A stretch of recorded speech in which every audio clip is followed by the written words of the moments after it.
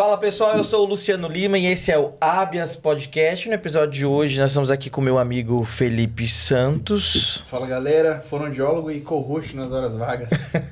Também com o Léo Vilela. Fala galera, eu tenho que falar psicólogo? Não, é só você dar um oi. Só se você for psicólogo. Eu sou. E a gente tem aonde receber hoje nosso amigo, meu amigo Lucas Rafael. Tudo bem, Lucas? Tudo bem, fala galera, paz e senhor a todos, privilégio estar com vocês aqui, eu acompanhava de longe, mas agora faço parte, pelo menos por um dia, né?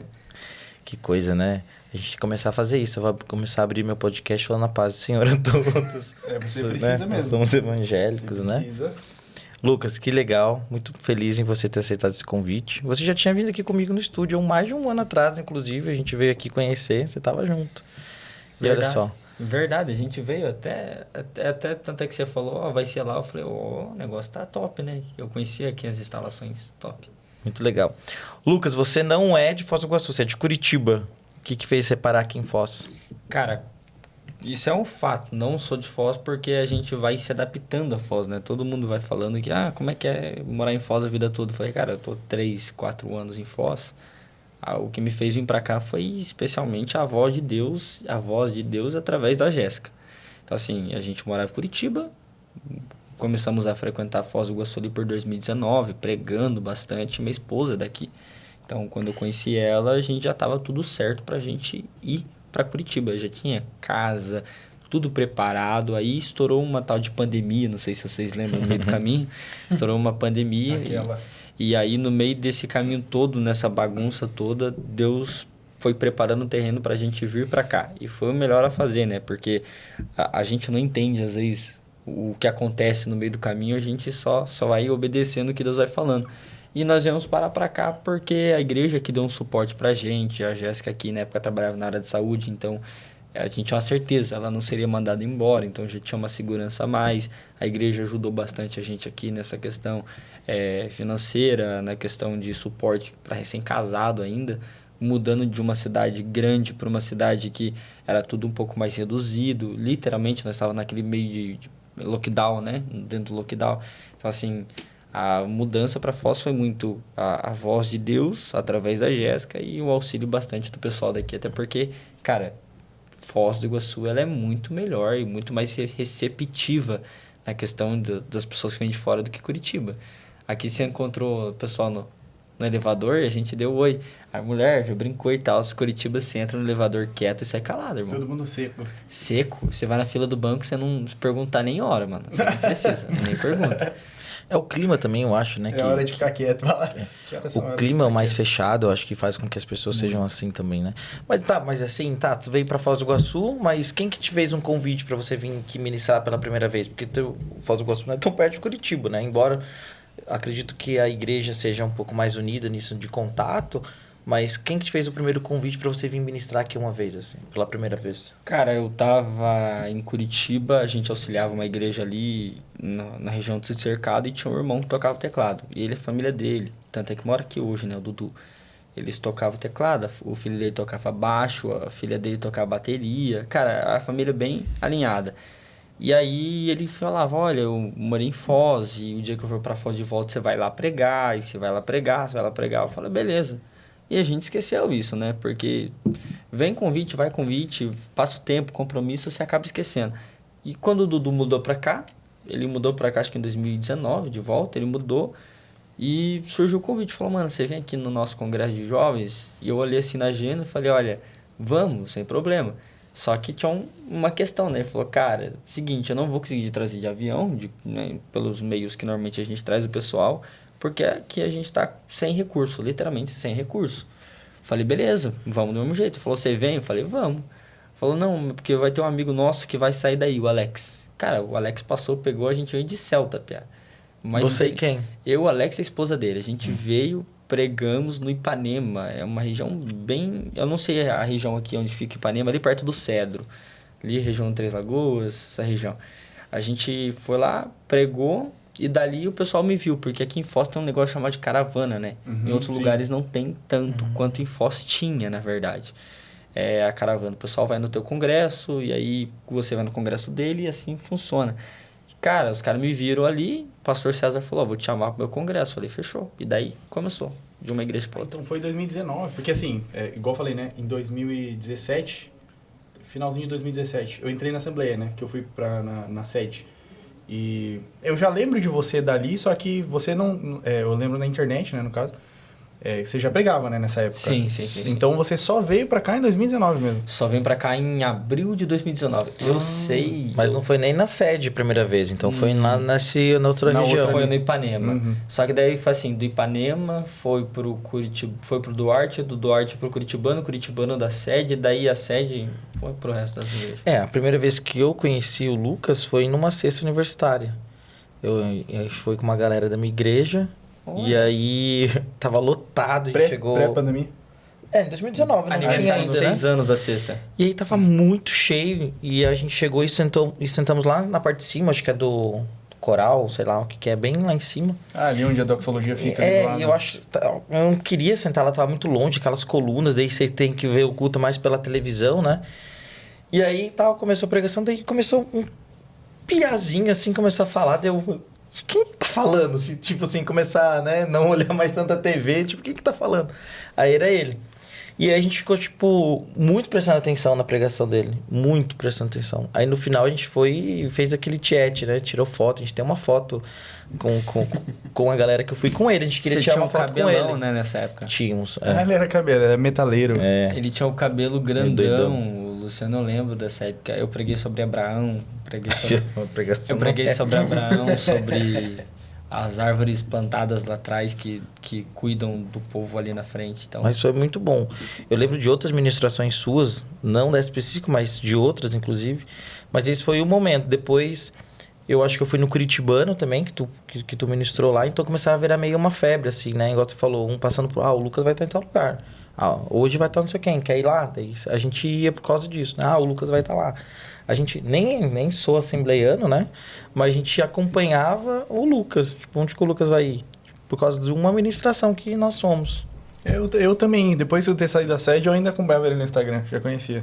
Eu via sempre ali na sede, principalmente porque eu acompanhava o pessoal da sexta universitária, né? Dos congressos que a gente participava ali. Mas depois eu vi lá que você começou a ir para bastante outras igrejas ali em volta, né? Sim, a gente começou a pregar bastante aqui nos congressos. Só que tem aquela ideia, né? Como são 3 cultos, o pessoal fazia que era sábado, domingo, manhã, domingo à noite. Então era bem comum você ver a galera toda no mesmo final de semana ali. Então vinha a caravana daqui, vinha a caravana dali. Até a Copa Evangélica eu joguei morando em Curitiba. Fiz 2 gols. Depois que a gente questiona que tava uma bagunça, o cara nem era de Foz, a Copa Evangélica de Foz. Eu vou me justificar. Eu fiz 2 gols e no outro jogo não deixaram eu jogar por causa que eu não era de Foz. Depois eles descobriram que a identidade era falsa. Descobriram que o jogador era gato, né? A gente chama no futebol de gato, o cara que é adulterado a identidade. Tem essa. Por exemplo, agora a Copa São Paulo de Futebol Júnior deve estar cheio de gato, cheio de cara que não joga naquele clube, contratado para aquele momento, ou com idade adulterada, Quem que é teu pastor? Ela no Morumbi, né? Não é que você tá agora, que você falou? Agora no Morumbi é o Pastor Pedro. Pastor Pedro tá chamando os caras de gato. Não, eles chamam de gato, esse tipo de coisa eles chamam de bandindinho. Bandindinho. Mas você começou a pregar bem cedo, né?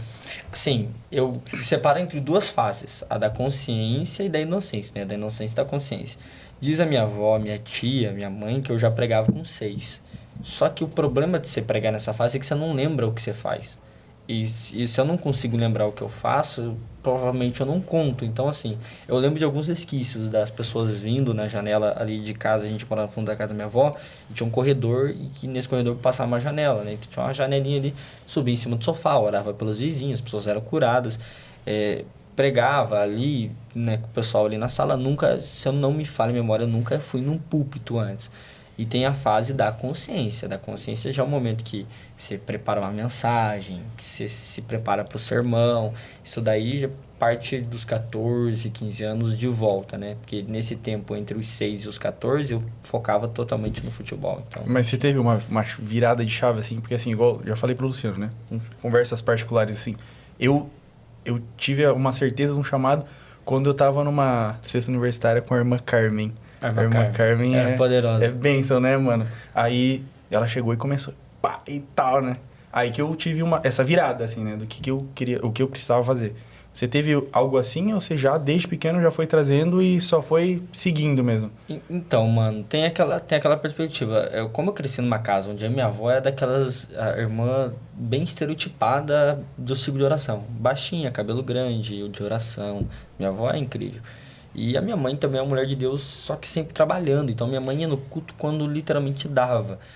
E beleza, e dentro de casa eu sou o caçula de 3, então os meus irmãos, por exemplo, o Alexandre, sempre trabalhou em alguma coisa, sempre foi atleta, o Matheus também sempre foi envolvido em informática, e tinha eu ali no meio do caminho que eu gostava de esporte, muito futebol e tal. Então, sempre a gente via a piazada jogando bola com a gente na rua e depois ia pro culto. Fazia uma coisa, depois ia pro culto e voltava e continuava. Então, sempre tinha essa pausa do culto. E a gente frequentava de vez em quando a igreja com a mãe, frequentava de vez em quando com a avó, então sempre foi assim. Mesma igreja ou igrejas diferentes? Cara, qualquer igreja que minha mãe ia, eu ia. Qualquer igreja que a avó ia, eu ia. Então a gente sempre tava lá. Só que tinha uma questão, né? Beleza, quando é que ia ser a minha igreja, a minha vez, o meu momento? Eu lembro que eu tinha me machucado, estava jogando pelo Grêmio lá em Curitiba. Tinha um anexo do Grêmio, né, em Curitiba. Então me machuquei, me lesionei. E foi bem na época que tava tendo o congresso dos Gideões em Camboriú. E, cara, eu falei assim, pô, legal, eu vou com eles. E minha avó falou, vamos. Meteu uns 3, 4 piá, adolescentes dentro do ônibus pra nós ir e a gente foi. Minha avó fazendo caravana, nós fomos. E eu não fui em nenhum culto.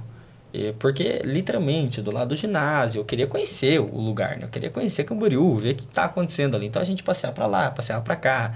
Até naquele joguinho de chutar a bola na garrafa, a gente foi. Ganhei, aliás, 50. Olha só. Eu participei de tudo que tinha ali. Só que tinha um culto que era sábado de noite, que era o culto mais esperado. Porque naquela época tinha um pastor que estava no meio de um problema gigantesco com a Comissão de Direitos Humanos, o pastor Marco Feliciano.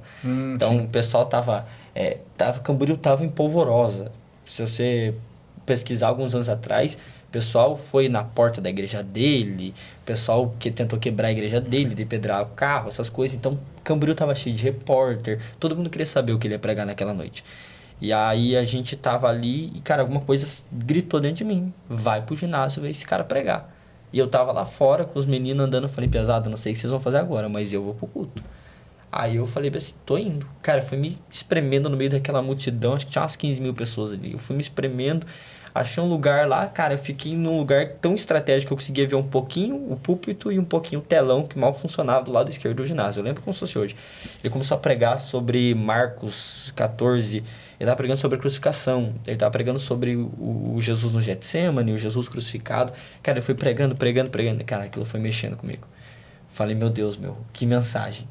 Eu parei para prestar atenção. E os pés estavam tudo lá fora, ou seja, literalmente estava eu e o pastor no culto. Não tinha ninguém, na minha visão, não tinha ninguém do meu lado. E Deus foi falando comigo.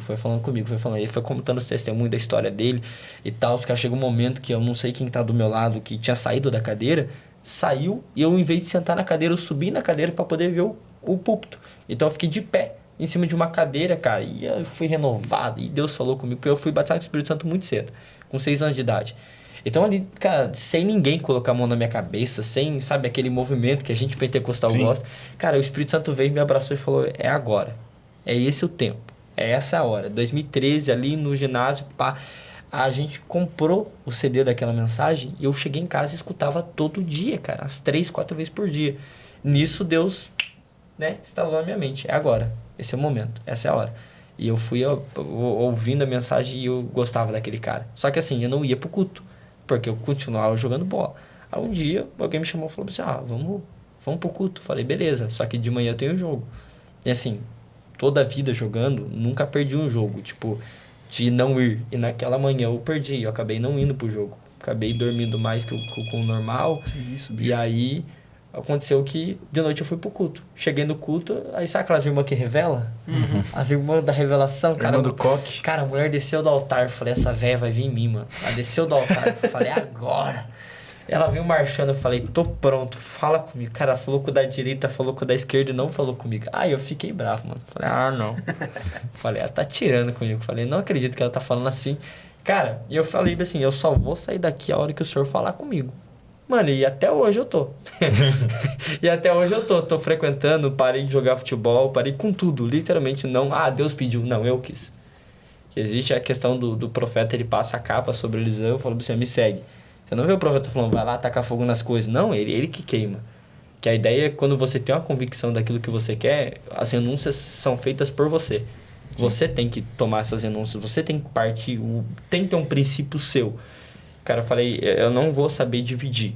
Eu não vou saber separar entre Deus e o meu sonho normal. Então, eu preciso viver aquilo que Deus tem pra mim. E meti marcha.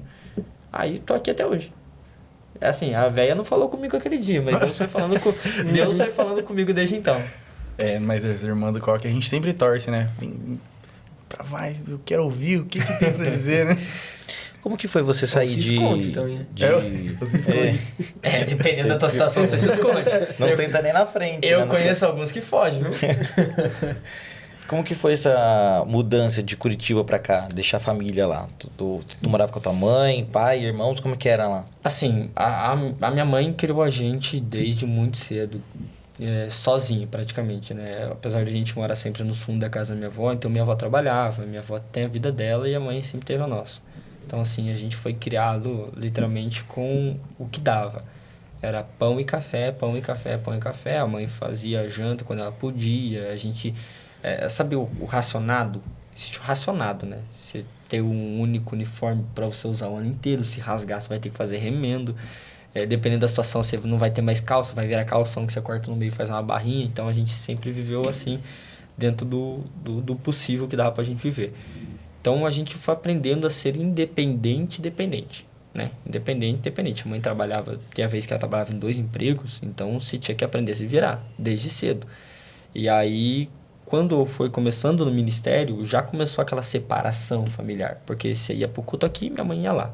Você tá viajando pra cá, minha mãe tá lá.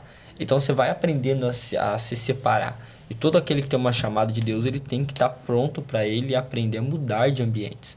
Né? Quando Deus fala com Abraão em Gênesis, fala, cara, eu vou te tirar da tua terra, vou te tirar do meio da tua parentela e você vai para uma terra que eu vou te dar, eu vou te mostrar. Então, a ideia é, Abraão, você vai ter que aprender a se desprender. Tanto é que você vê que Abraão vai levando o Ló com ele, e ele vai levando o Ló com ele até que Deus chega um momento e fala, cara, não tá dando mais, você tem que separar, você vai ter que aprender a se separar. Então, a gente foi aprendendo. Quando Deus falou comigo, ó, você vai mudar. E Deus falou isso comigo um pouquinho antes de eu conhecer a Jéssica. Eu estava num culto na nossa cidade de Curitiba, na nossa congregação de Bairro Novo 2. E eu tinha chamado um pregador, na verdade, um menino que coordenava o culto comigo chamou um pregador de São Paulo. Sabe aquele culto que você fala, poxa, hoje eu vou sem expectativa nenhuma. E de tarde meu telefone tinha tocado. Meu telefone tocou, eu tinha recebido uma proposta boa, proposta de um clube boa. E eu já estava pregando, já estava no ministério. Eu falei, não dá. Falei, para mim, não vai dar. Eu chorando, desliguei o telefone. Falei, Deus, se o Senhor tem alguma coisa comigo, é agora. Que eu tô abrindo mão de tudo, é agora. Preciso ouvir tua voz. Cara, eu fui pro culto, só que aquele sentimento passou. Eu fui pro culto, cheguei no culto. O pregador começou a pregar, deu 10, 15. Cara, 15 minutos e pouco de mensagem. Ele falou, gente, eu não consigo pregar mais. Eu tenho que virar para trás e falar com esse piá. Ele apontou o dedo para mim e falou, ó, teu telefone tocou, aconteceu assim, hoje à tarde, e Deus falou pra mim que daqui a pouco tempo você vai pisar numa terra que ninguém dos teus pisaram, você vai criar raiz lá, e você vai criar uma história lá. Cara, começou a falar um monte de coisa. Falei, beleza. Falei, fechou, vou lá pregar, vai acontecer alguma coisa. Cara, deu 1 ano depois, eu tava vindo pra Foz. Então, a promessa que Deus tinha feito se cumpriu. Eu vim pra Foz. Ninguém da minha família mora em Foz. A minha única família em Foz é a Jéssica. Então, quando eu vim para Foz do Iguaçu, eu vivi cumprimentando essa palavra. Só que tinha aquela ideia, você tem que aprender a se desapegar. Cara, acho que minha avó chorou um pouquinho mais que minha mãe, porque minha mãe acostumou vendo eu fora de casa. Então, quando você tem aquele costume de você não ver a pessoa ali sempre, acho que é mais fácil, né? Eu acho que a Jéssica sair de Foz para ir para Curitiba seria mais difícil. Já tem aquele negócio familiar, a menina, a filha, né? Eles são gêmeos, é um menino e uma menina, é a filha deles, né? Então, é outra história. Mulher minha tem que acompanhar. Cara, é fantástico isso, assim, de ver essa soberania de Deus, né? E o cuidado dele com todas as coisas. Eu tava meditando sobre isso hoje cedo, de como que Deus, ele não deixa a gente às cegas, né? Por mais que ele peça para que a gente confie nele, nesse sentido mesmo, assim, da gente abrir o coração e se entregar totalmente. não é... Ele não deixa a gente assim, tipo, olha, não vou te dar nenhuma direção, não vou te dar nenhuma confirmação. Ele vai caminhando e construindo algo, né? E vai levando, assim, é fantástico isso, assim, porque às vezes a impressão que a gente tem pelos ativismos, as coisas naturais da vida, assim, parece que Deus ele tá muito distante. Só que toda vez que a gente senta para compartilhar com irmãos, assim, sobre o que Deus está fazendo, sobre como Deus foi guiando a vida das pessoas, a gente vê, assim, esse cuidado desde sempre, né? Como que ele vai fazendo e a gente vai só correspondendo àquilo que Deus, ele já comunica. Então, eu tava até meditando naquela questão que fala, né? Luz para o meu caminho é a tua palavra, assim. E essa visão mesmo, né? Não só a palavra no sentido da Bíblia, mas essas direções que Deus vai dando, assim. Ele vai clareando a nossa visão para onde a gente deve ir, o que a gente deve fazer. E aí é muito automático essa confiança no Senhor, né? Sim, tem um livro do Lucado que quando eu comecei a ter crise de ansiedade, eu li ele. Acho que eu estava no começo das crises, que eu não sabia o que era. Ano de 2019, ali no começo do ano, foi muito difícil. A gente começou a ter desmaios depois da mensagem, a gente começou a ter quase infartos, cara, foi um negócio sinistro. E a crise de ansiedade foi tanta que no meu corpo começou a sair manchas sabe, foi um baque na saúde, né? E nesse momento você começa a perguntar, tá?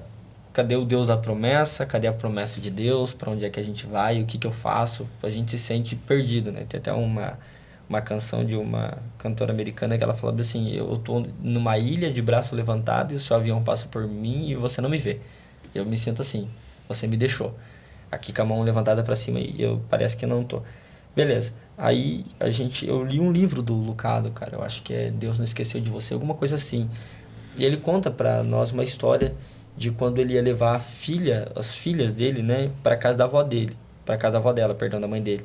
E ele entra no carro, é um dia de manhã, tá tudo bonito, tá tudo lindo. É que nem a gente tá falando, é o sol de Foz do Iguaçu.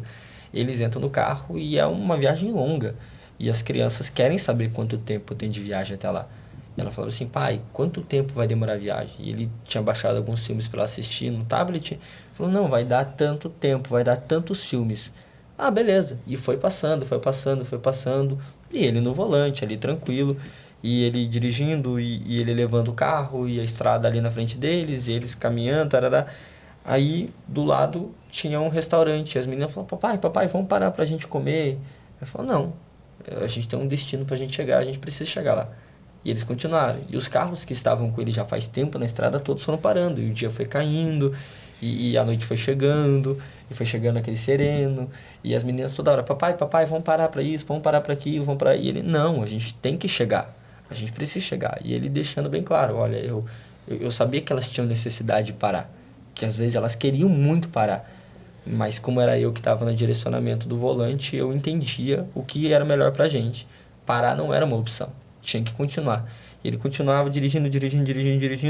E diz ele que chegou numa parte da estrada em que a estrada estava meio ruim, emburacada, sabe? E começou a chover, e toda aquela cena de filme de terror, e as meninas começaram a gritar, vamos parar, amanhã a gente vai, amanhã a gente continua, vamos parar. Ele dizia que nesse momento a pior coisa que ele pôde fazer foi ser um bom pai. Que ele teve que fechar os ouvidos, focar na estrada e continuar dirigindo. Ainda que machucasse elas, o terreno ser um terreno desconhecido, ser um terreno com chuva, ser um terreno com buracos, ser um terreno de incertezas, elas confiavam em quem estava dirigindo. E ele confiava também na força do volante, naquilo que ele estava fazendo. Quando ele chega no destino, as meninas chegaram vivas, tranquilas, calmas. Ele diz que elas foram brincar com as primas dela. Ele sentou na frente da lareira, tomando uma bebida quente. E a hora que ele abriu a Bíblia, Deus falou com ele. Ele falou, cara, é assim que eu faço com você. Você não conhece o caminho. Quem está guiando sou eu. Tem horas que você quer parar, tem horas que você não conhece o caminho, você tem o desejo de parar, mas eu continuo te levando para o lugar que eu sei que vai ser bom para você. Porque eu sei que dá medo, eu sei que dá incerteza, eu sei que dá angústia, eu sei que ver pessoas tendo direitos, privilégios que você queria ter, você fica triste. Mas se você não entender que sou eu que estou direcionando, toda hora você vai querer parar. E para te levar onde eu tenho que te levar, às vezes você vai ter que abrir mão de alguns sentimentos, pensamentos, e vai ter que aprender a confiar.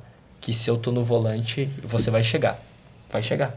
Então, aprendi lendo esse livro, cara, eu chorava. Eu li ele, acho que 1 hora mais ou menos, eu chorava no shopping Curitiba lá. Assim, no alto das minhas crises, eu ouvi a voz de Deus dizendo, Lucas, só confia, só confia. Só confia que eu vou levar, só confia que vai dar certo. É isso aí. É isso aí. Eu né, por conta da psicologia, assim, lógico que tem coisa assim que Deus ele já vai direcionando desde cedo, né? Eu falo que tem algumas coisas que Deus ele prepara a nossa vida assim, que parece que ele começa a forjar desde muito cedo, né? Desde antes da gente parar pra pensar sobre aquilo, né? E eu lembro quando eu era pequeno, eu escutava o pastor, que é da ADEC, aqui de Foz, o pastor Jurandir. Ele sempre falava sobre o corpo dessa morte. E ele ministrava sobre isso, eu ficava, né, com isso na cabeça, mas o que é esse corpo de morte? O que isso significa de forma prática? Porque eu sempre tive essas curiosidades assim, de entender, tipo, né, falar, o salário do pecado é a morte. Tá, mas como assim é a morte se as pessoas estão vivas aí? E essas questões assim, tipo, foram me levando a muitos questionamentos que depois geraram várias respostas pra mim, né? E esse corpo de morte, pra mim, assim, depois quando eu fui entendendo melhor algumas coisas, é justamente essa nossa natureza com as emoções que ela tem, que ela produz, que gera medo, gera ansiedade. E né, dentro da psicologia a gente trabalha muito com isso, com essa pegada da nossa natureza. Eu sempre trago isso pro pessoal, né? De fato, tudo que a psicologia estuda sobre o funcionamento da natureza humana tá correto.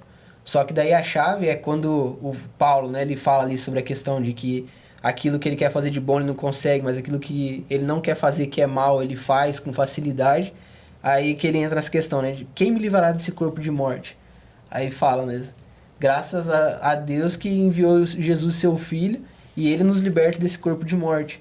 E aí eu falo que é essa coisa mesmo da gente confiar em Deus nesse ponto de que a nossa natureza, ela deixa de ter influência sobre nós. Porque a gente começa a viver segundo a vontade de Deus. E é um processo doloroso, porque a gente tem que se despedir disso. E eu passei por algumas experiências assim, onde eu acreditava que eu já tinha entendido algumas coisas em Deus, e aí eu precisei começar a abrir mão do meu próprio conhecimento para entender assim, você é soberano. Não é sobre aquilo que eu penso, aquilo que eu acho, aquilo que eu sinto, né? E é esse lugar assim de, às vezes, a gente devolver Deus para esse lugar de ele ser o cabeça, ele ser quem direciona. Essa semana eu refleti muito sobre essa questão, né? Um menino chegou bem assim pra mim, um menino que eu discipulo, ele perguntou assim, por que que hoje a gente tem tanta dificuldade de viver a igreja como um corpo? Naquilo que a palavra estabelece pra nós, né? Aí eu peguei e falei, olha, a gente sempre pensa do indivíduo pro todo. Aí eu falei, o corpo só tem uma cabeça. Quem é o nosso cabeça? Ele pegou e falou, Jesus. Eu falei assim, quantas vezes nós tomamos esse lugar de cabeça? A gente, né, cada um quer tomar a própria decisão, os líderes se tornam a cabeça e a gente se torna, como se diz, desconexo, né? E aí essa questão, eu começo a dominar a mim mesmo, devolvendo o controle para Cristo, e aí o todo começa a colocar Cristo de novo nesse lugar. E aí a gente caminha nesse sentido de confiança. Não é mais sobre nós, sobre as nossas emoções, sobre aquilo que a gente pensa, sobre aquilo que a gente acha. É Cristo dirigindo o carro. Sim. E outra, com confiança, você nunca vai ter dois... Por exemplo, eu fiz autoescola, eu não lembro de ter entrado num carro de autoescola, porque as pessoas, não, porque na autoescola tem. Não lembro de ter entrado num carro de autoescola com 2 volantes. Vocês, todo mundo aqui já entrou não, só tem freio mesmo. Não tem 2 volantes. Se não tiver também. Assim, você não pode direcionar. Você não pode esperar você dar a direção para tua vida e o próprio Cristo dar a direção. Você tem que escolher quem é que vai controlar. Assim, você tem que deixar bem claro qual é o seu papel e qual é o papel, assim, dele dentro do carro. Você quer um Cristo que vai no banco do carona e fique ali como estimação para compartilhar uns snacks, para você tomar um Gatorade? Beleza, tudo bem, tá tudo certo. Essa é a tua decisão. Só que depois você não espere uma reação diferente. Você não espere algo diferente. Pessoas que vivem o extraordinários são pessoas que abdicaram de viver uma vida natural. Para viver o extraordinário, você tem que aprender a abrir mão de muitas coisas. Ninguém vai viver uma grande história sem antes ter aberto mão de algumas coisas que ele amava. Tudo nessa vida tem um preço. Eu estou diante de pessoas que se formaram, se formam, estão se preparando, estão alcançando lugares. Assim, se eu perguntar para o Luciano, pô, Luciano, você não abriu mão de alguma coisa para você se formar, para você ser um advogado? Abriu, mano. Você abriu mão de descansar, você abriu mão de você poder dormir um pouquinho mais, você abriu mão de você sair para um lugar, você abriu mão... Cara, ninguém aqui vai chegar em lugar nenhum sem abrir mão de alguma coisa. E a gente espera que numa vida com Deus, a gente chegue em algum lugar tendo o controle de todas as coisas. Não, mano, você tem que aprender a abrir mão. Se você não aprender a renunciar, se você não aprender a largar algumas coisas de lado, você nunca vai chegar em lugar... Aqueles lugares altos que a gente ouviu, né? Porque a gente fala assim, não, porque Davi derrotou o gigante. Beleza, mano. Mas você viu no mesmo capítulo ali, a Bíblia dizendo que Davi teve que abrir mão da armadura de Saul?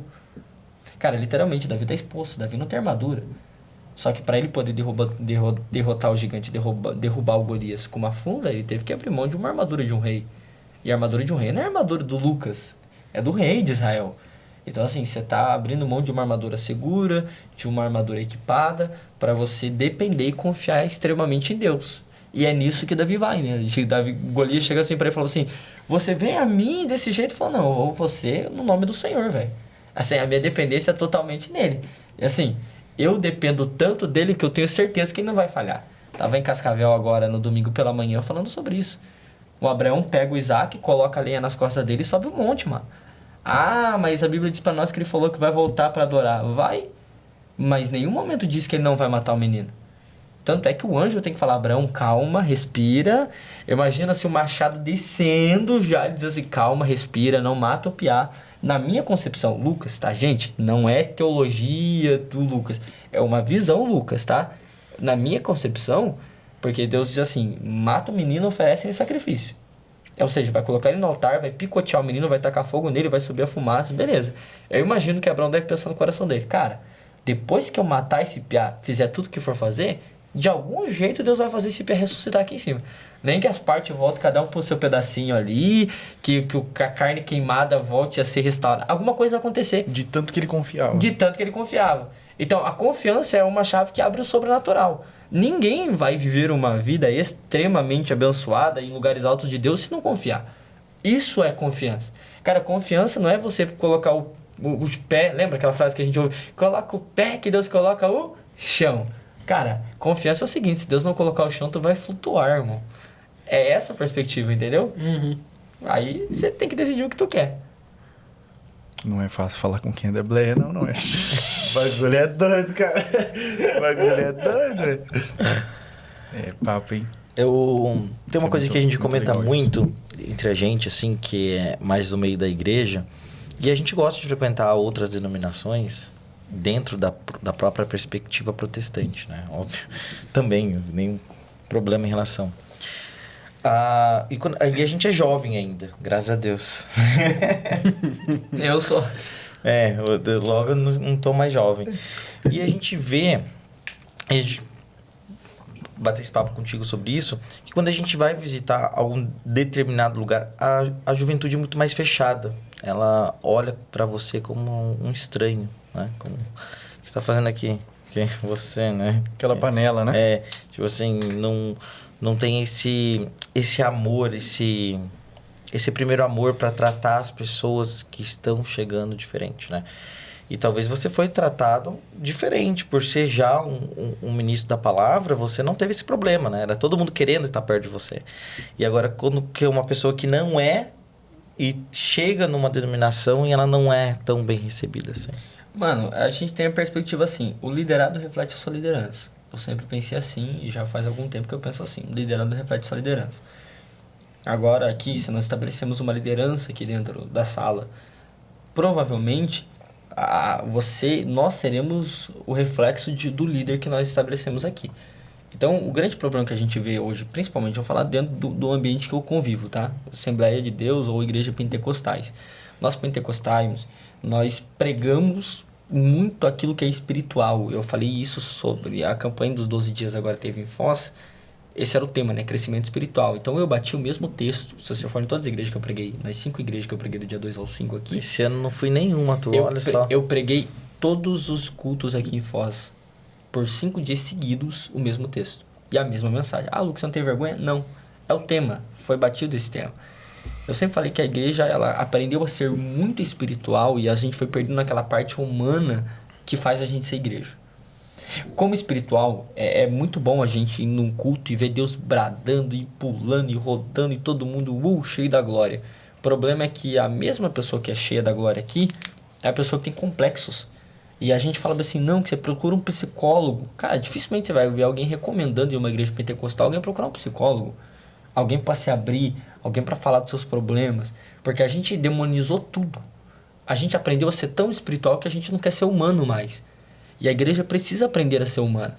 Atos 2, 42, se não me falha a memória, diz assim: e perseveravam na oração e no partir do pão, perseveravam na doutrina dos apóstolos e perseveravam na comunhão. Então, assim, são 2 ambientes espirituais e 2 ambientes que não são espirituais. Oração e doutrina é espiritual. A gente vai aprender a orar, a gente vai aprender da palavra, a gente vai aprender como é que funciona o negócio, a gente vai aprender sobre tudo. E o que não é espiritual? Comunhão. Partir do pão.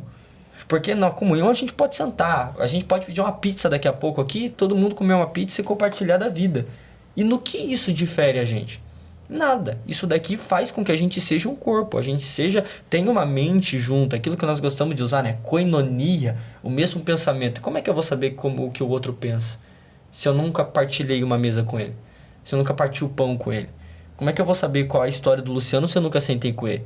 Não, mas o Luciano frequenta a minha igreja. Beleza, ele frequenta a tua igreja. Então quer dizer que por 1h30 vocês dão glória a Deus, aleluia, junto, levanta a mão, chora, pula, roda, mas a hora que vocês vão embora, você não consegue dar um oi para ele na porta da igreja. Então a gente foi pregando essa perspectiva, que a liderança reflete seu liderado. Se é uma igreja que é trabalhada para saber recepcionar, cara, eu conheço igrejas, eu tirei uma foto, eu fui pregar na Assembleia de Deus do Vila Leão, em Curitiba. E eu cheguei no culto e a hora que eu entrei, né, deixei a Jéssica no banco dela e eu fui pro altar, eu cumprimentei por um dos obreiros, eu cheguei no púlpito, tinha um copinho d'água e tinha o meu nome escrito no papelzinho. Cara, aquilo ali foi extraordinário. Porque tem lugar que os caras chamam a gente, esquece a gente no aeroporto, esquece a gente na rodoviária, esquece a gente no hotel, esquece que chamou a gente, sabe? Já aconteceu de eu ir pregar em grande evento, num evento grande, não vou falar o nome, literalmente, eu fiquei 1h30 num frio, no aeroporto esperando. Não apareceu ninguém. Eu peguei um Uber e fui. Pra onde achei que eu tinha que ir. E assim, eu cheguei na cidade, os caras só mandaram mensagem: cadê você? Isso na hora do culto. Entendeu? Na hora do culto, já era hora de pregar. Então quer dizer que desde a hora que os caras compraram a passagem ou prepararam pra gente ir, eles esqueceram da gente. Não existiu a recepção. Aí se eu falo que o cara se sente estranho e as pessoas veem ele como estranho, é porque não foi preparado na recepção. Atos capítulo de número 6 fala pra nós que levantaram Estevão. Estevão é um dos maiores pregadores da história do Novo Testamento. Estevão é extraordinário. Só que a Bíblia não diz que ele foi levantado para pregar no altar. O texto bíblico é claro em dizer: Estevão foi separado para cuidar da mesa, dos pobres, viúvas, da porta. Ele não foi levantado para ser um pregador de púlpito. Ele é levantado para ser um pregador que prega fora do púlpito ou que faz coisas fora do púlpito. Mas o mesmo texto que diz que Estevão foi levantado para fazer coisas fora do púlpito é o mesmo texto que diz que ele fazia sinais, maravilhas e tinha uma sabedoria que os homens não conseguiam acompanhar. Ou seja, a gente está tão doido para que Deus use a gente lá no público, no púlpito, para todo mundo ver, que a gente esquece que a gente pode ser usado na porta. E quantas pessoas não poderiam ter sido curadas de algumas crises que elas estavam vivendo se a gente abraçasse na porta da igreja? Uhum. Quantas pessoas não poderiam ficar com a gente se a gente soubesse recepcionar essas pessoas? Então, hoje, a grande porcentagem da conversão, eu vou colocar aqui uns 70% da conversão, ele acontece quando a pessoa entra dentro da igreja. Como que é a recepção? Como é que você abraça? Como é que você recebe? Será que se você chamar fulano para o seu culto de jovens, será que ele vai gostar de ir? Porque você preparou um cantor, você preparou um pregador, você preparou uma banda. Mas quem que vai ficar na porta recebendo a galera? Porque eu e a Jéssica, a gente chega no hotel, dependendo do evento, a gente fala: e aí, como é que foi? Não, foi bom. O pessoal recebeu bem. Teve um lugar que eu fui pregar esses dias atrás e, cara, todo mundo falava mal daquela galera pra nós. Não, que você vai lá, o pessoal é gelado, é frio, não vai dar certo. Cara, eles cuidaram da gente tão bem, mas tão bem, que eu falei pra Jéssica, cara, eu quero voltar. Eu tô com vontade de voltar. Cara, as meninas abraçaram a Jéssica. Era meu aniversário. Os caras cantaram parabéns pra mim. Cara, é difícil você sair no seu aniversário, né? Os caras cantaram parabéns. Foi um negócio extraordinário. Pela recepção. Então, assim, a liderança vai ser refletida no seu liderado. Se você é um cara que recebe, que se preocupa com isso, Pode ter certeza. As pessoas que vão estar debaixo da sua liderança vão se preocupar também. Você é o líder. Você tem que dar visão. Você tem que dar o caminho, o direcionamento. Se você é um cara que está se preocupando só com o pessoal rodar, pular, marchar, beleza, a tua igreja vai ser espiritual. Mas não espere que a tua igreja se abrace e se una em um momento que ela precisar. O que é espiritual? Um culto de poder. O que não é espiritual? Um velório. Então, quem é que vai visitar o irmão que perdeu um parente? Quantos que vão lá no culto da irmã que perdeu o marido? Entendeu? Ah, Lucas, a igreja é espiritual. Beleza, roda, pula, marcha. Mas e no dia que alguém precisar pagar um aluguel dentro da igreja? Se a gente levantar amanhã uma oferta, vamos ver como é que vai funcionar. Vamos pagar aqui uma parcela do carro do irmão porque o banco está vindo buscar. A minha espiritualidade não é demonstrada quando eu pulo rodo. A minha espiritualidade é demonstrada quando eu consigo olhar para o meu outro e ver nele Deus também, a ponto de eu ajudar. A Bíblia diz para nós que um justo não vai mendigar o pão. E aí eu vi um pastor falando assim, cara, ele não mendiga o pão porque Deus levantou outro justo para cuidar dele. Deus vai levantar alguém para cuidar. Só que se o cara é muito espiritual, tem gente que fala assim, ô irmão, tô precisando... Ih, vai orar que Deus vai mandar. Ah, irmão. Eu tenho certeza, se eu ligar pro Lu amanhã, eu já liguei pro Lu uma vez, falei, cara, tô com um projeto. Falou, mano, tá aqui, ó, vamos lá, vamos trabalhar, vamos fazer. Então, ser espiritual a ponto de você rodar e pular, irmão, não serve de nada. O apóstolo diz pra nós que a fé sem obras, ela é morta, né? Então, não adianta nada o cara ter fé pra ver anjos se o cara não consegue olhar pro irmão dele e achar Jesus nele. Tem uma outra situação que tá acontecendo muito, e a gente que é jovem... É uma geração que tá agora, que foi criança no mesmo período que a gente.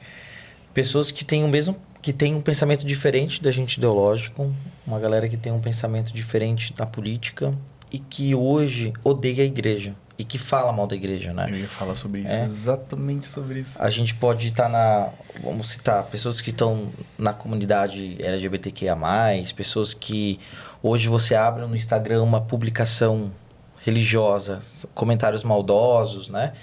E são pessoas que você vai ver o histórico que elas cresceram na igreja. São pessoas que passaram pela igreja. Que a avó, a mãe é a mulher do coque. Então, o que tá acontecendo, né? O que tu ia falar sobre isso? Eu ia falar exatamente isso. Eu até ia falar assim, fugindo um pouco do assunto principal, mas não, o Luciano, eu acho que ele linkou certinho. Existem sim pessoas que realmente são magoadas pela igreja, né? A gente sabe disso, a gente vê isso. Apesar de que existem também os frescos, né? Os sensíveis. Tem o crente sensível. Isso existe. Em todas as áreas vai ter. Exatamente. Não é na igreja que não vai ter. Igreja é lugar da gente doente tá lá. A gente precisa disso. Agora, vem acontecendo realmente muito isso. Então, às vezes as pessoas estão na igreja, são magoadas e verdadeiramente magoadas e acabam achando fora da igreja uma certa... como é que eu posso chamar isso? São acolhidas fora da igreja. Né? Isso vem acontecendo cada vez mais. E acabam falando que continuam acreditando em Deus, né? A Priscila Alcântara, né? Ela não tá mais na igreja, mas fala, continua acreditando em Deus, mas não tá mais no corpo, né? Então, e é perigoso até continuar falando mal ainda. Então, talvez seja exatamente isso. Uma galera assim, né? Às vezes não tá na doutrina, né? Vai falar mal da Pri. Mas a Pri. Eu não sei se pode citar nome, se citar nome ainda vai longe hoje. Não, mas com certeza. Eu posso falar? Pode. Pode falar? Não. Eu sou de Curitiba, não. Fique em silêncio. Mas esses tempos eu tava pensando sobre isso e entra muito nessa questão. Tipo, às vezes a gente ser muito espiritual e às vezes esquecer dessa parte, tipo, do emocional, né? E a gente vai lá para aquela parte que fala sobre a parábola do semeador, da questão das sementes, né? De que a palavra, ela é essa semente que a gente vai jogando. Então, aquilo que a gente fala sobre Deus, aquilo que a gente fala sobre o que a palavra revela, aquilo que a gente tem de doutrina, essas coisas assim, que é o espiritual que a gente vai semeando na vida das pessoas. Só que, por exemplo, qual que é a terra? O terreno que tem que estar fértil? É a mente, são as emoções da pessoa. Se as emoções da pessoa tá cheia de pedra, se em volta da pessoa tem essa questão, né, ali tem os espinhos, tem esse terreno que ele não está preparado, você vai jogar uma palavra lá que é essa palavra do Senhor para aquela pessoa, mas às vezes ela não consegue processar aquilo. E, né, o próprio Cristo fala isso para os discípulos, assim, que para os discípulos foi dado entendimento, mas para algumas pessoas aquilo não entra na cabeça, porque é justamente isso. Se as emoções elas não estão bem trabalhadas, e essa questão toda, né, sobre o desejo, os sentimentos, as mágoas, vem do campo da emoção. Se isso não está bem organizado, e aí vai muito desse trabalhar, sabe? Às vezes a gente consegue trabalhar os dois, a emoção e o espiritual junto, mas às vezes você precisa fazer com que a pessoa entenda as suas emoções para que daí ela consiga entender aquilo que é do céu, aquilo que é do Senhor. E dentro desse caminhar também. Porque senão tem muita coisa assim que por exemplo, a pessoa vai confundir o poder de Deus e o movimento do Espírito Santo com algo que é totalmente emocional dela. Sabe? É uma questão assim que não vem de Deus, é da pessoa. E aí volta para aquela questão.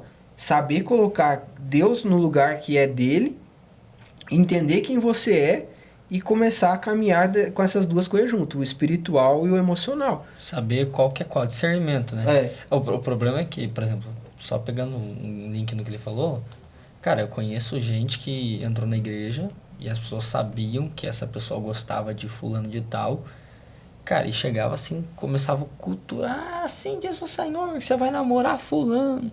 E, cara, se a pessoa não fosse alicerçada em Deus, ela teria, sabe, entrado em colapso a fé dela. Ou como é que Deus mentiu pra mim? A pessoa casou com outra pessoa, como é que Deus mentiu pra mim e falou que eu ia casar com ele e não casou agora? Então você tem que saber, não só o cara que recebe, mas o cara que profetiza também, a ideia do saber quando é Deus. Porque a vida e a morte estão na ponta da língua, estão na palavra, irmão. Se você liberar a palavra errada, você pode matar. Por exemplo, nós entramos na questão da menina ali, que nós falamos, eu não sei como é que pode, se eu posso falar o nome. Com certeza. Cara, eu falei... Você ligava todo dia de manhã pro Bom Dia e Companhia Eu pra falar pedi com a ela? PlayStation. Eu pedi, esse tempo atrás eu falei no Facebook sobre ela. Falei, cara, ela, assim, eles estão relativizando uma coisa que não é relativa. A pregação do evangelho, ela é uma só, cara. E ela em todo cunho, ela é a mesma. Se você for no Batista, se você for no Pentecostal, se você for no... É tudo a mesma, cara. Crê no Senhor Jesus Cristo, vai ser salvo você e tua casa, arrependa-se do seu pecado, Jesus Cristo é o caminho, a verdade e a vida. Cara, é a mesma coisa. Só que, assim, existe a realidade, mano. Existe a realidade que a gente não tá pregando. Jesus, ele veio como um cordeiro, mas ele vai voltar como um leão. Cara, cordeiro é legalzinho, irmão. Leão já é outros 500. Então a gente precisa se preparar, a gente precisa ter uma verdade. E aí entra no confronto de quem sou eu diante da palavra que é pregada. Se o Luciano tem a questão dele, a vida dele, os pensamentos dele, a filosofia de vida dele, beleza. Só que o Luciano precisa entender que a filosofia de vida dele é uma e a verdade é absoluta, é a palavra de Deus. A palavra de Deus é absoluta. Mas a igreja me feriu. Beleza, vamos entrar no contexto. Qual foi o ferido? Não, eles sabiam que eu gostava do negócio e começaram a recriminar. Mas a igreja recrimina como dogma ou recrimina como princípio? Porque eu aprendi na teologia. A doutrina muda, tá? Vamos lá. Há uns anos atrás, televisão. Vamos televisão. Eu sou da época que minha avó não podia ter televisão em casa. Aí a gente foi aprendendo que televisão não é do diabo. Por quê? Porque os irmãos faziam a fita cassete e vendia na porta da igreja. Com os DVD da pregação, as fitas da pregação. A internet é do diabo. Quando entrou a pandemia, onde que a igreja foi fazer culto? Na internet. Então isso a gente aprendeu que era uma coisa humana e foi mudando. E mudou. Não que a gente escancarou as portas, mas doutrina se muda. Tinha algumas até que proibia jogar bola, né? Sim. Questão de ferramentas, são convenções, né? Isso é uma questão mais do homem. É proibido isso. Cara, uma vez eu bati nisso numa aula de escola bíblica dominical, no começo da pandemia. Se você pegar a revista da CPAD, da Escola Bíblica Dominical, foi março de 2020... Você vai ver lá que em março de 2020 tem uma das lições ali que fala sobre a saúde, fala sobre o bem-estar, saúde. E eu era professor dos jovens na classe que nós estávamos ministrando. E eu falei para eles, cara, você precisa fazer atividade física, você precisa jogar bola, correr, academia, faça alguma coisa. Tem gente morrendo novo porque não faz atividade física. A igreja recriminou a atividade física. Tem gente que não pode fazer nada, mas pode beber coca, comer churrasco o dia inteiro, pode comer porcaria, aí morre e a gente diz, preciosa é para o Senhor a morte dos seus santos. Cara, isso daqui eu vou usar um termo, é ridículo. Como é que a gente fala que foi Deus que levou, sendo que o cara não tomava água, o cara não se exercitava, o cara dava 3 passos, já tava morrendo fisicamente. Aí a gente vem e ontem eu vi, acho que o Luciano Subirá, não sei se vocês viram, ele tem um vídeo, você viu o vídeo dele, sobre um cara que fez uma revolução na Europa. Ele falou que Deus deu para ele uma mensagem, um cavalo. E o cara falou assim, eu matei o cavalo, por isso eu não posso levar a mensagem. Sobre o cuidado do corpo. Então a gente aprendeu que doutrina muda. E princípio não. O que é doutrina? Cara, doutrina muda. Às vezes você não podia usar uma barbinha. Tem gente que usa barba. Deixa de ser homem de Deus por causa disso? Não. E princípio, palavra, pecado ainda é pecado e vai continuar sendo pecado até Jesus voltar. Só que a gente não pode usar essa mesma régua para a gente abrir aquilo que a gente quer. Por exemplo, doutrina, casado com uma mulher só. E princípio, cara, princípio é não abrir mão do casamento, é você lutar pelo seu casamento, é você lutar pela sua família, é você lutar para ser marido de uma mulher só, é você lutar para você ser uma pessoa que tem um bom testemunho. Aí como é que eu olho para essa menina que ela diz que a igreja magoou ela, que a igreja feriu ela, sendo que ela chegava no meio dos ímpios e fazia o que os ímpios estavam fazendo? É por isso que eu digo, existe o magoado que é verdadeiramente machucado pela igreja e existe o fresco, né? Vou falar de uma coisa que eu tava querendo... é verdade. Posso trazer uma polêmica? Depois vocês cortam, tá? Eu precisava falar isso. Por favor, depois você corta. Ele tá olhando pra mim. Depois você corta. Vai virar Se vocês quiserem cortar... Se for polêmica mesmo... O meu advogado tá aqui. Meu advogado... Meu advogado é Jesus. Meu advogado é meu senhor. Eu vou abrir uma polêmica. Existe uma igreja em Goiânia, eu não vou falar o nome deles porque vocês sabem quem ela é. Alô, Goiânia. Alô, Goiânia. Que o grupo de louvor canta assim. Nós deixamos ela pra você. Vocês conhecem, eu não vou falar o nome. Sim. O pastor dessa igreja... Eu não sou da igreja, não conheço. O pastor dessa igreja foi pego esses dias atrás Cara, tava mandando mensagem pra ovelha dele lá. É um cara que já tem um histórico bem zoado já. Ele já tem um histórico bem zoado. Histórico de infidelidade no casamento, histórico de problemas dentro da igreja e tal. A igreja afastou ele. E fez o certo. Um cego não pode guiar outro, cara. Fez o certo. Afastou o cara, tararara. Só que essa semana o cara começou a postar, tô voltando.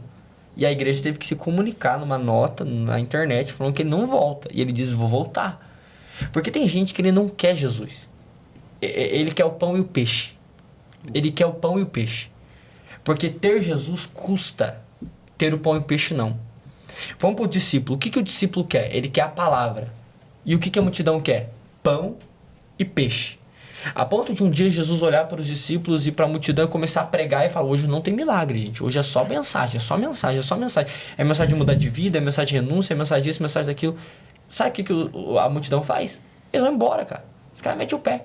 Porque os caras não estão prontos a ter o compromisso que Jesus pede, que exige. Aí os discípulos ficam. Porque os discípulos não estão atrás de pão e peixe, eles estão atrás de Jesus, da palavra. Então, para você ter pão e peixe, não custa nada. Você vai no culto, você recebe uma bênção, recebe milagre, recebe uma coisinha, você recebe alguma coisa que Jesus te dá, um poder que Jesus te dá. Te coloca em lugares, abre portas, te dá um nome, te dá uma casa, te dá um carro, te dá uma família, te dá um poder aquisitivo. Você recebe alguma coisa, um pão e um peixe. E isso não exige nenhum comprometimento. Tua oratória faz, teu talento faz, teu nome faz, teu dom faz. Isso não exige comprometimento. Só que tem gente que entendeu que pão e peixe não leva a lugar nenhum. Você que tem pão e peixe, você tá ali só pelo pão e peixe, uma hora você vai sentir fome, mano. E a tua fome não vai ser de pão e peixe, vai ser de Jesus. E aí a Bíblia diz pra nós que a multidão vai embora porque não tem pão e peixe. E tem gente que só quer pão e peixe. E esse camarada, ele só quer o poder. Então o que ele quer? Ele não quer pastorear. Se ele quisesse pastorear, ele dava um bom testemunho, ele cumpria princípios. Ele cumpre princípios, porque quem quer ser líder tem que aprender a ter princípios. Ele quer o poder, mano. E todo mundo tá vendo uma briga ridícula na internet de um cara que literalmente, ele quer o poder que foi tirado da mão dele. É Sim. isso. A gente tá vivendo Quer falar alguma coisa? Não. Pode falar. Desculpa. Não, é sobre essa questão, né, de como realmente as pessoas, assim, perderam essa direção do que elas querem de Deus. Porque, de fato, o poder, o consolo, ele vem tranquilo. Até essa questão, tipo, das habilidades, os dons e tudo. E a gente vai fazendo e a gente aprende a fazer com o tempo, né? Muito. A gente aprende o que é preparar uma boa palavra, que vai ter um começo, meio e fim. E a gente vai vendo a vida assim e vai caindo num relativismo muitas vezes. Eu passei por um processo assim onde eu tava vivendo dessa forma. Eu tava dentro da igreja, vivendo muitas coisas e relativizando muitas coisas. E aí Deus veio e me quebrou no sentido de correção mesmo, sabe? E aí eu fui transicionado desse lugar. Já não é mais sobre aquilo que eu faço ou aquilo que Deus ele me oferece. É sobre essa questão de entender o que tem no coração de Deus. O que tem dentro, assim, tipo, o que de fato Deus quer sobre isso. Aonde Deus de fato quer nos levar. E é um lugar, assim, de intimidade mesmo, diferente.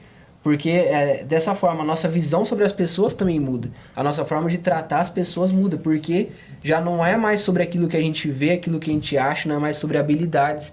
É sobre Deus e a vontade dele. Sim. E aí a gente vai entendendo a soberania, né? Mesmo em todas as coisas ali. E, cara, às vezes a gente precisa parar. Ah, mas olha, eu não dou conta de liderar uma igreja. Então para. Porque é melhor que você fique parado do que você liderar uma igreja e ir pro inferno. E levar, né? Sim. E levar. E o problema é que se você levar um povo pro inferno, você vai chegar no inferno e esse povo vai olhar pra você e falar, e aí? Você não era o cabeça, irmão? Você não tinha que levar nós pro céu?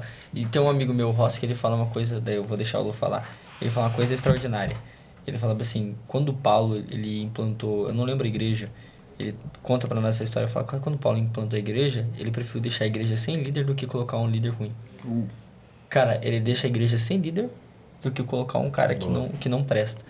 Então, é melhor que ficar sem do que ter alguém que vai dar um problema, entendeu? E tem um hino bem antigo que todo mundo aqui já deve ter ouvido na vida. Meus dons e talentos são para te servir, meus dons preciosos são teu. O problema é quando a gente não usa isso para o próprio Deus.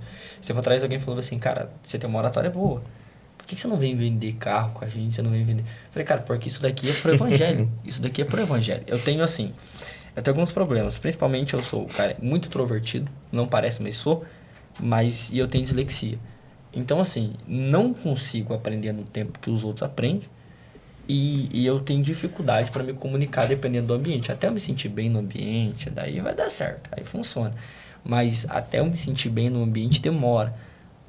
Cara, eu não consigo usar o dom que Deus me deu para outra área.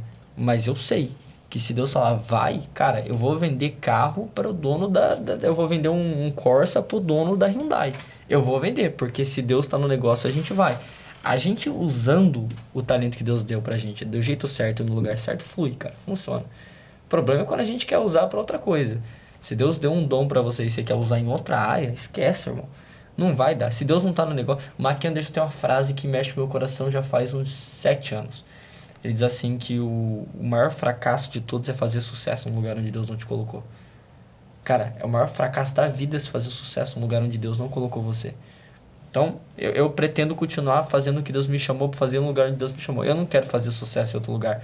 Alguém até brincava com o Lu, falava, Lu, eu vou sair para vereador, Lu. Eu vou sair. Tem uma galera que sempre falava assim, não, mano, você tem que sair porque a juventude vem com você. Cara, um monte de jovens. Eu brincava no Instagram, eu vou sair vereador. Os caras falavam, vem, mano. Eu já tinha até contratado o pistoleiro já. Nós vai fazer campanha pra você. Só que Deus não me quer. A não ser que Deus fale pra mim. Irmão, se Deus falar pra mim, eu vou. Mas Deus não me quer lá, mano. Deus me quer pregando. Eu coordenava os jovens aqui. Quando o Thiago falou pra nós sobre a alteração da liderança, cara, eu falei, beleza, tá tudo certo, mano. Sem problema. Por quê? Porque o meu negócio é pregando. Por mais que a gente já tenha participado de liderança, não é o tempo. E você tem que entender quando é o tempo para algumas coisas. Não adianta você querer forçar uma coisa que não é pra você fazer, mano. Ah, não é o tempo, cara. Você tem que saber quando que é o tempo de Deus. E se foi preparado aquele tempo para você, entendeu? Adianta nada você querer fazer uma coisa. Agora o Lu vai bater na cabeça dele amanhã. Cara, já sei.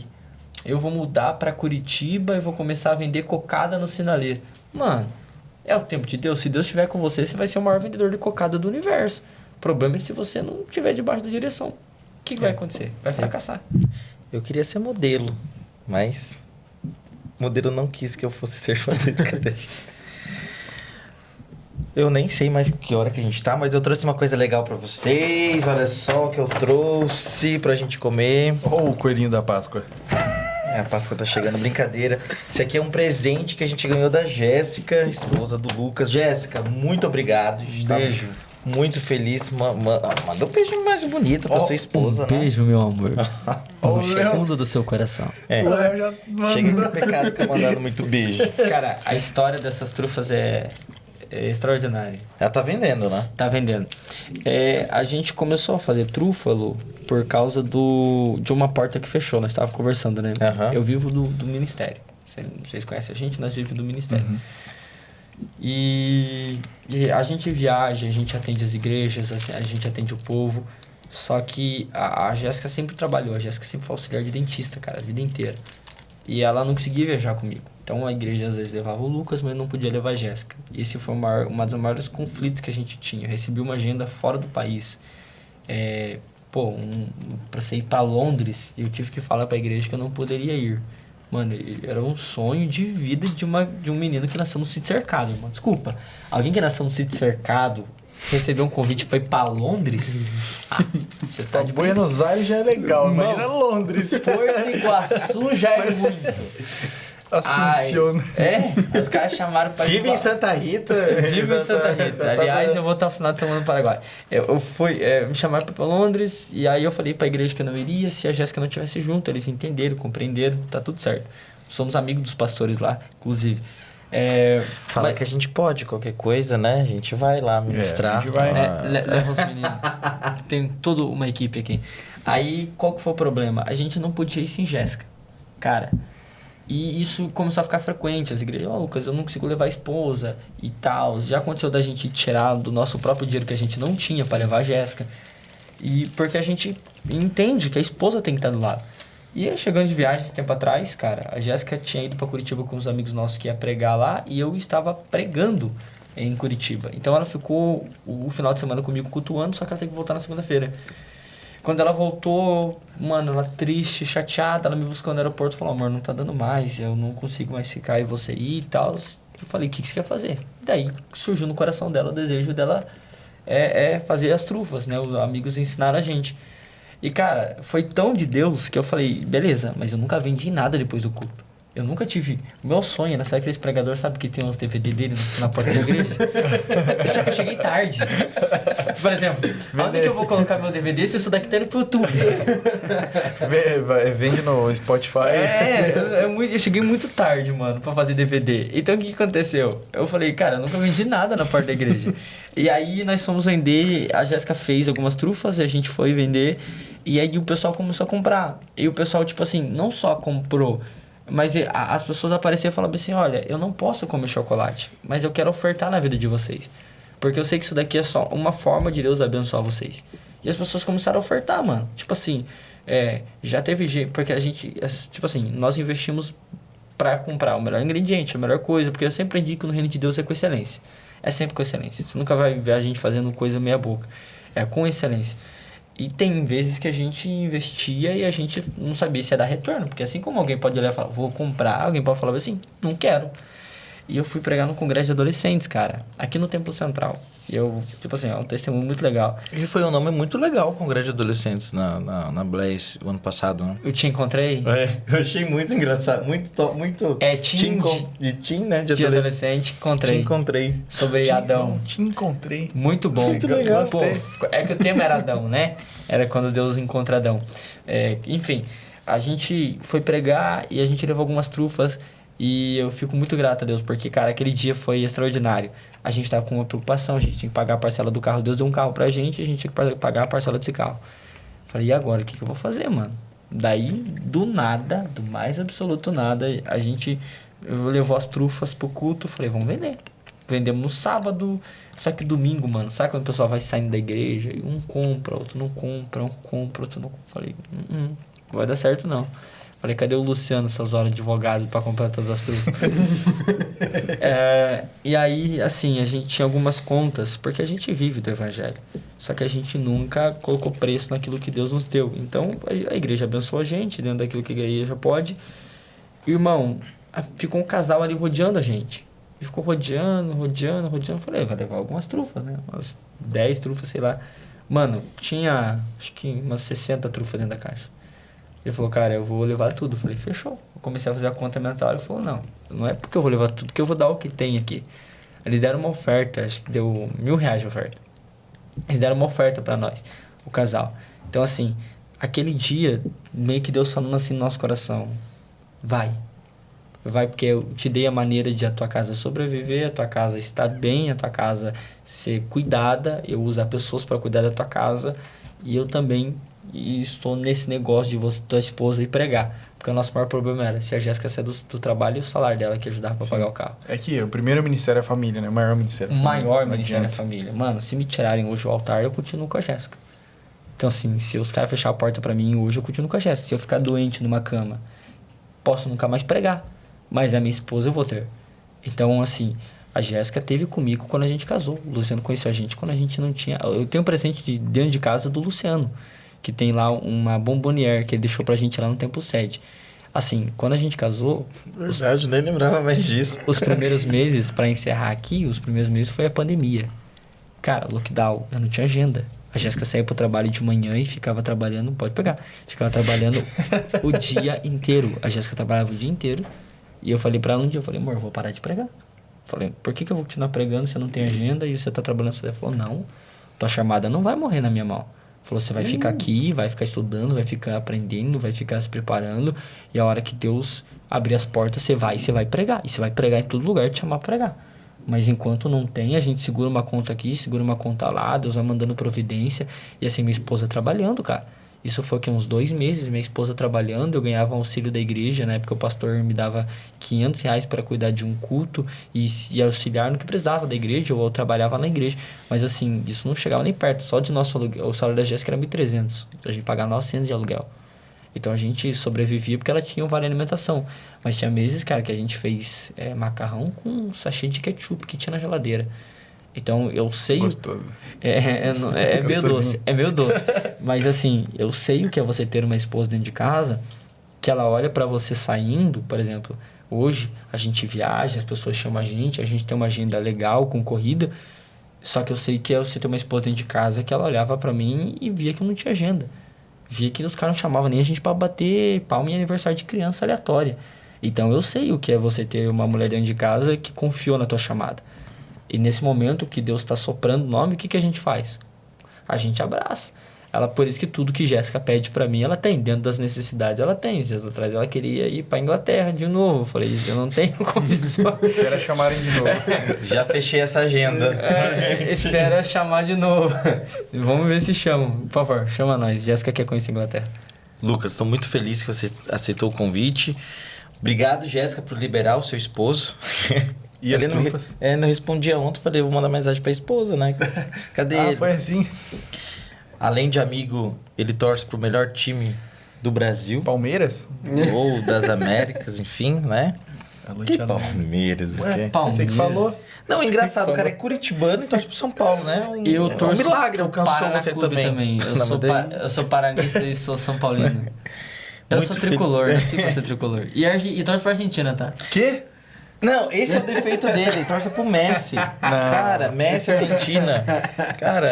Deixa eu revelar. Você sabia que na época, antes da final da Copa, a Argentina já tava na final garantida, tinha passado o carro na Croácia, e meu amigo Luciano, que é o maior Ronaldete da história do universo, ele me encontrou no Maria e falou, preciso te dar um negócio. Eu fui até lá, cheguei uma camiseta da Argentina.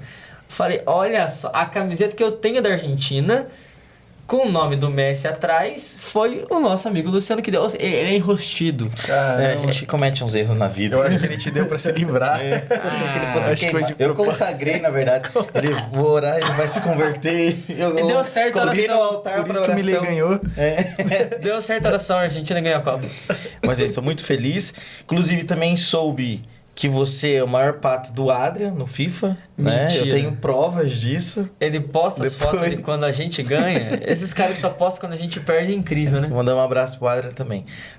Mas agradecer mais uma vez, que a gente possa encontrar mais vezes aí, tá bom? Muito obrigado. Siga a gente lá no Instagram, no YouTube. Vocês também, né, Felipe? Sim. Facebook?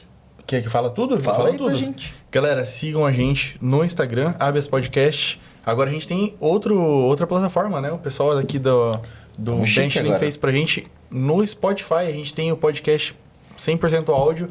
lá no Spotify, pode colocar Abas Podcast também. Então estamos no Instagram, no YouTube, só se inscrever. Spotify, o que mais? E logo mais teremos nas escolas bíblicas TikTok dominicais já também. Tá... o QR Code que o Lucas vai levar do Abas. Léo, obrigado pela sua presença. Tamo junto. Lucas, Deus abençoe. Obrigado mesmo, tá? Amém, meu mano. Eu que agradeço. Que Deus abençoe vocês. E Amém. sempre que vocês quiserem, estamos disponíveis. Claro que dentro de uma possibilidade futura, eu voltarei com a minha camiseta do Inter de Miami pra mostrar quem que manda. A gente vai chamar alguém lá de Londres daí também. Só... Vou chamar alguém lá da Arábia Saudita. Falou, galera. Muito obrigado. Um abraço. Até a próxima. Valeu.